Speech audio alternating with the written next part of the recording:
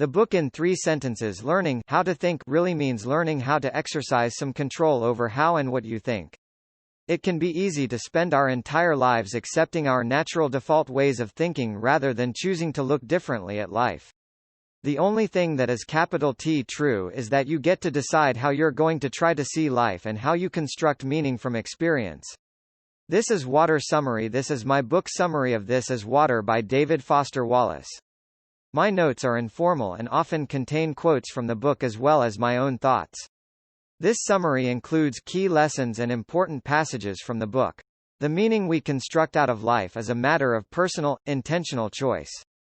It's a conscious decision. So often, we hold beliefs so tightly we don't even realize they can be questioned. Arrogance, blind certainty, a closed-mindedness that's like an imprisonment so complete that the prisoner doesn't even know he's locked up.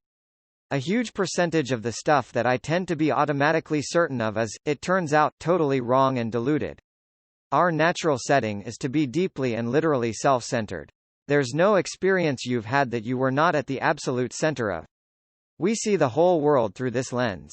People who can adjust away from this natural, self-centered setting are often described as well-adjusted. It is extremely difficult to stay alert and attentive instead of getting hypnotized by the constant monologue inside your head. Learning how to think really means learning how to exercise some control over how and what you think. You have to choose what you pay attention to and choose how you construct meaning from experience. It is not the least bit coincidental that adults who commit suicide with firearms nearly always shoot themselves in the head.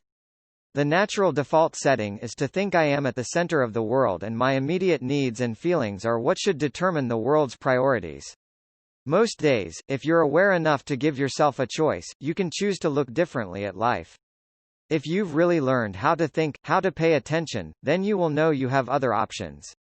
The only thing that is capital T true in life is that you get to decide how you're going to try to see it. This is the freedom of real education, of learning how to be well-adjusted. You get to consciously decide what has meaning and what doesn't. Everybody worships. We just get to choose what to worship. The trick is to keep truth up front in daily consciousness. The insidious thing about these forms of worship, money, power, fame, beauty, etc., is not that they're evil or sinful, it is that they are unconscious.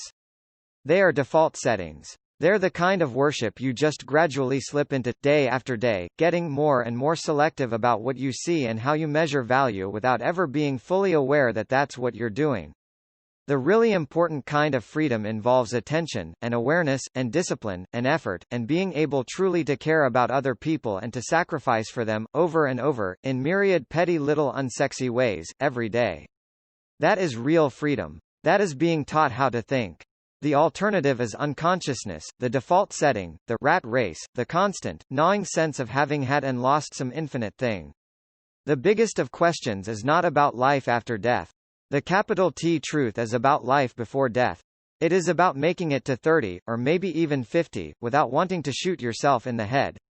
The real value of education has nothing to do with grades or degrees and everything to do with simple awareness, awareness of what is so real and essential, so hidden in plain sight all around us, that we have to keep reminding ourselves of it over and over.